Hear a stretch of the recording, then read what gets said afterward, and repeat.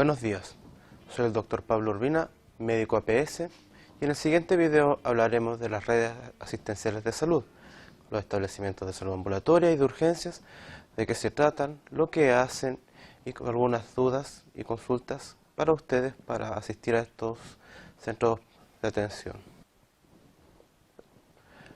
Para comprender esto, hay que entender que la red de salud del país se basa en dos principios: cubrir la demanda de salud en la población en todos los lugares, por más distantes que sean, y resolver la mayor cantidad de problemas de salud dentro del mismo lugar. Para ello se organizan 4 niveles: primario, secundario, terciario y cuaternario, siendo los 2 primeros centros de manejo ambulatorio y los últimos centros de manejo cerrado o intrahospitalario. La atención primaria es la puerta de entrada al sistema de salud por cubrir la mayor cantidad de población y es la que resuelve las enfermedades menos complejas. Además, es la encargada de cumplir los distintos programas preventivos de salud. La atención secundaria es la atención ambulatoria de especialidades, que resuelve situaciones que no han podido ser solucionadas en atención primaria.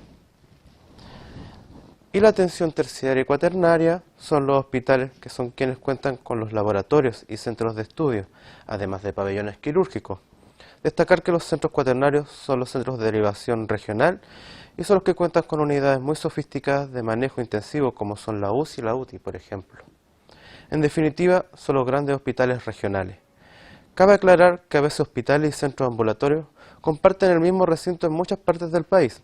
Así no es raro encontrar un CDT en un hospital de alta complejidad o bien control de programas de salud primario en hospitales pequeños, que se denominan hospitales comunitarios y se ubican en comunas de población pequeña que no cuentan con un CEFAM u otro recinto de atención primaria. Ahora nos centraremos en la atención primaria y secundaria, que es la que veremos de forma más regular. La atención primaria, como dijimos, es la puerta de entrada de las personas a las consultas médicas y programas de salud. Dentro de los establecimientos destacan las estaciones médicos rurales, las postas de salud rural, los centros de salud familiar o CEFAM, los centros comunitarios de salud familiar o CECOF, y en general dependen de departamentos de los municipios. Los usuarios deben inscribirse en estos centros para recibir atención y ser controlados por algún problema de salud. En definitiva, estos centros tienen un sector poblacional a su cargo que puede ser una villa, un pueblo, un área rural, etc. Dentro de sus actividades destacan la promoción y la prevención de salud, controles de salud, consultas médicas y derivación a nivel de atención más complejo. Para que se hagan una idea de lo que es la atención primaria, hay que entender que es un equipo formado por muchos profesionales de distintas áreas de la salud, médicos, nutricionistas, dentistas, matronas, enfermeros, etc., que no solo manejan cuadros agudos, sino que también ven programas de salud preventiva en la población con el objeto de prevenir enfermedades y controlarlas, como por ejemplo, control de niños sanos, de embarazo, de patologías cardiovasculares, de alimentación complementaria del niño, la embarazada y el adulto mayor, vacunaciones, etc. Seguimos con la atención secundaria, en la cual se centran las atenciones con especialistas ambulatorios. Ellos serán quienes resuelvan los problemas en salud que no pudieron ser resueltos en atención primaria. Dentro de los establecimientos contamos con los centros diagnósticos y tratamiento o CDT, los centros de referencia de salud o CRS, los consultorios adosados a especialidades o CAE y los centros de salud mental comunitaria o COSAM. A estos establecimientos en particular uno no puede consultar directamente. Debe ser evaluado en atención primaria y de ahí crearse la interconsulta. Una vez realizado ese trámite, se le avisará al usuario la fecha y el lugar donde debe asistir para ser evaluado por el especialista correspondiente. Por último, hablaremos de los centros de urgencia y los distintos centros encargados de la resolución de la urgencia. Las enfermedades de inicio agudo, vale decir recientes, o bien descompensaciones de enfermedades ya existentes, son lo que más motiva las consultas en estos establecimientos. Al igual que la atención ambulatoria, existen distintos niveles de atención de urgencia que resuelven de enfermedades simples hasta urgencias complejas y graves.